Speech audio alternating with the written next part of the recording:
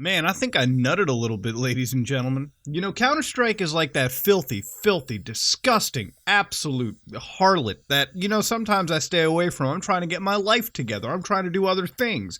And I always end up coming back to it in some disgusting, dirty way. Do I feel a little shameful afterwards? Maybe. But sometimes in that blue moon, the ride back was worth it in some small capacity. But this ride, ladies and gentlemen, was not. For those of you who've definitely been keeping up with the internet, Counter-Strike went free to play. Now, I didn't know Counter-Strike went free to play. I bought it a long time ago, and no, I'm not like the little community that's they made a paid game free. I want my refund. If you think that, good luck with Valve. Team Fortress 2 would like to speak with you. But, I'm okay that they went free to play. For me, it wasn't even a case of seeing this game fail or anything. For all I know, Counter-Strike is doing pretty healthy. So the choice to go free to play was probably to attract a little bit more, fucking B-site rushers, maybe some hackers. I don't know. I don't know what Valve's play with it was, but apparently it might be working because it gained some traction. God bless Valve. They know what they're doing best. But the biggest thing in this that was added wasn't even gameplay changing, I guess you could say. They added a new mode. Now, what mode do you think they added? I'm going to give you a fucking multiple choice question here. Choice A, a battle royale. Choice B, a battle royale. Choice C, a battle royale. Choice D, a fucking battle royale. Now, what do you think it's going to be? If you answered fucking solitaire, spider solitaire, congrats, you won the award. Meet me out, and we'll discuss your awards later. But ladies and gentlemen, they added a new game mode, and we all know what it is. To get mad at Valve chasing a fucking trend is like getting mad at EA for fucking up your franchise. All right, it's gonna happen. And is it necessarily bad? Probably not. I heard their Artifact game is surprisingly decent once you get past the fact that the best card in that game is the credit card.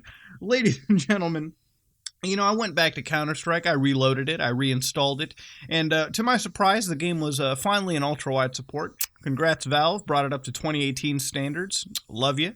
The award I got for being a long member was some bullshit badge. Thank you, Valve. I'm glad with the in-game cosmetics that I don't ever use.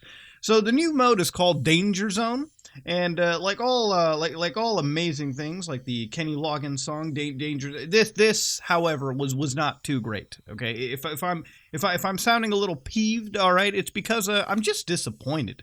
Now, immediately jumping into this, I thought this would be like some fucking 100-player battle royale, me dropping into a Dust 3 with a bunch of people, and then I remembered this is a fucking Valve game. The Source engine hasn't fucking changed. This hasn't even been updated to Source 2 as far as I think I know. Maybe it might be in the future.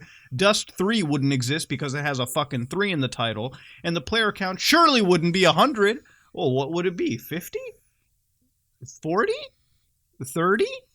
No, try 16, okay? The thing with these Battle Royale game modes is I'm often sitting over here like, man, these big player counts are what gets me fucking going.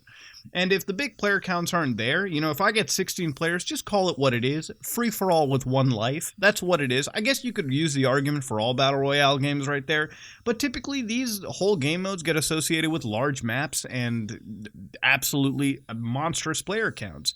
It's the reason why I enjoy playing something like Blackout, where I get to see the number from 100 go down to like 10 or 20 or 10. Or you get what I'm saying. It makes the stakes gradually higher as you go through the match. There's a level of commitment and intensity attributed to a Battle Royale game mode that I don't feel with this at all.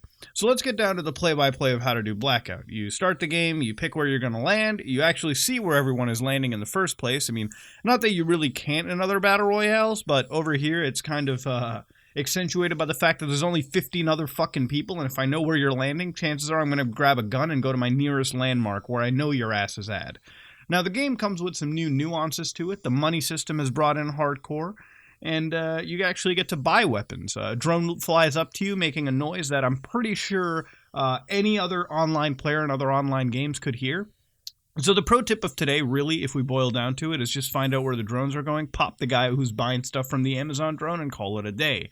The matches aren't spectacularly long. The time to kill is as what you expect from any Counter-Strike game session, and it's got some stuff going for it. It's certainly not perfect, But it's just disappointing. You know, you can't just take your basic game mode. For me, the thought process of building a battle royale mode probably went like this. Valve was probably sitting in a boardroom and it was like, man, we should make a new game. What kind of game? A battle royale game mode. I don't know, man. That costs some money. You know, a lot. We might have to make it a franchise. You know, maybe release it episodically. You know that game we have with guns in it, Counter-Strike? Yeah, that one. We should just jam the game mode in there. I'm pretty sure that's probably how the fucking thought process went. And if I'm like even 50% accurate on that front, I'm gonna die a happy man. But ladies and gentlemen, I can't say that I'm too excited about playing a free-to-play Counter-Strike game anymore. I mean, official Counter-Strike free-to-play. Were definitely, you know, the game with the crappiest anti-cheat ever, you know, when I used to play it. I don't have any faith for it now, and especially see it tacked on with game modes that, you know, instead of changing and advancing with your competition, they've just sort of stayed in their own location. I don't know. That's at least what I feel. But at the end of the day, at the core of it, it's a pretty decent game. And while I've switched to Rainbow Six Siege as my main multiplayer game of choice, this game certainly wasn't bad with all the updates. I could certainly see myself playing it occasionally from time to time. And, you know, I see there's a lot of people out there who would definitely give this thing some form of negativity. You know, at the end of the day, the Counter-Strike community got some updates to their game, and with it, they got a new game mode. So I don't think anybody can really be mad. I hope that, however, Valve definitely updates their engine in this game, and with that engine update comes with more players in their Battle Royale, a more expansion to Danger Zone, perhaps, because from what I've played, I definitely see something good in its foundations. It's just, it feels like it got just thrown into there. And I think that's kind of the case right here. They probably wanted to throw it out and see what the community thinks. And, you know, for the most part, it can be pretty decently done. I'm getting kind of tired of Battle Royales, but that's just me. For me, on this other hand, though, I definitely see that if Valve sticks to it, they could definitely come with a pretty awesome BR mode coming out from this. But, hey, I don't play Counter-Strike or Siege for their fucking Battle Royale modes, and God, I hope Ubisoft doesn't fucking do it at some point. Please don't make 100 operators, Ubisoft, and then release a Battle Royale mode. Please, God, no. I'm going to timestamp this video just in case they do. But that being said, ladies and gentlemen, if you like what you saw, please like, comment, and subscribe. Just like if you dislike it. I am out.